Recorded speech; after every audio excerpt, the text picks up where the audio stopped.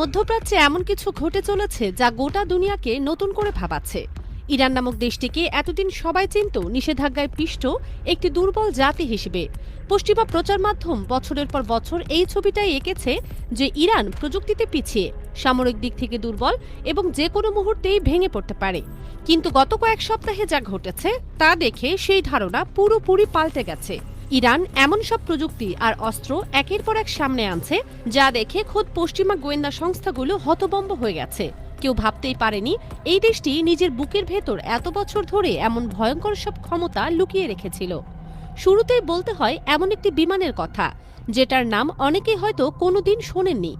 বেরিয়েফ A-50 নামের এই বিমানটি সরাসরি কোনো বোমা ফেলে না, কোনো গুলি ছোড়ে না, কিন্তু তারপরও এটি যুদ্ধক্ষেত্রে সবচেয়ে ভয়ঙ্কর অস্ত্রগুলোর একটি। রাশিয়ার তৈরি এই বিমানকে অনেকে আকাশে ভাসমান রাডার স্টেশন বলে থাকেন। এর মাথার উপরে একটি বিশাল গোলাকার রাডার ডেস্ক বসানো থাকে, যেটার ভেতরে লুকিয়ে আছে অত্যন্ত শক্তিশালী নজরদারি ব্যবস্থা। সাধারণ একটি যুদ্ধ বিমান যেখানে নিচের রাডার দিয়ে মাত্র কয়েক কিলোমিটার দূরের জিনিস দেখতে পায়, সেখানে এই বিমান একেবারেই প্রায় 1000 কিলোমিটার দূরের প্রতিটি নড়াচড়া নিখুঁতভাবে ধরে ফেলতে পারে।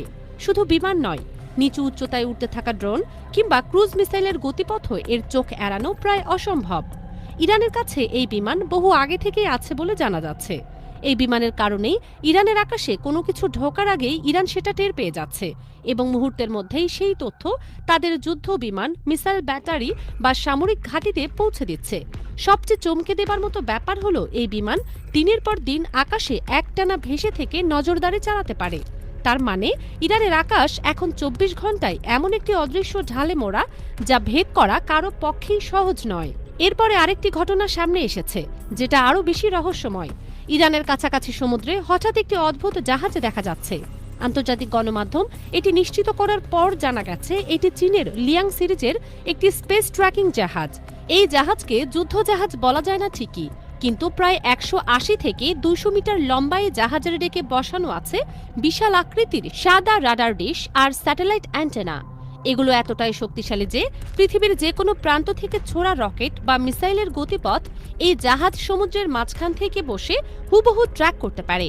মিসাইল কত গতিতে উঠছে, কোন দিকে যাচ্ছে, কোন উচ্চতায় পৌঁছেছে, এসব তথ্য মুহূর্তের মধ্যেই সংগ্রহ করে নেয়।